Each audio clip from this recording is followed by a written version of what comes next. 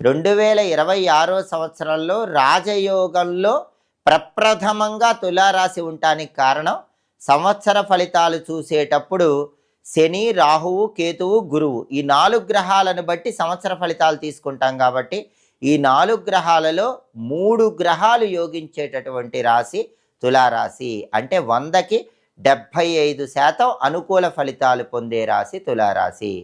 తులారాశి వాళ్ళకి 2026 సంవత్సరంలో గ్రహాలు మనం పరిశీలిస్తే, గురుగ్రహము 2026లో 7 నెలల పాటు అద్భుతమైన అదృష్టాన్ని కలిగింపజేస్తోంది. దానివల్ల ఆర్థిక పరంగా బాగుంటుంది, ఫైనాన్షియల్ గ్రోత్ ఉంటుంది, ఆరోగ్యపరంగా బాగుంటుంది, కెరీర్ పరంగా టాప్ పొజిషన్కి వెళ్ళగలుగుతారు. గురువు 7 నెలల పాటు అద్భుతంగా యోగిస్తున్నాడు.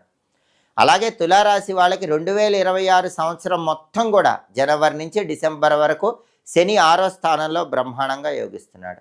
అంటే భయంకరమైన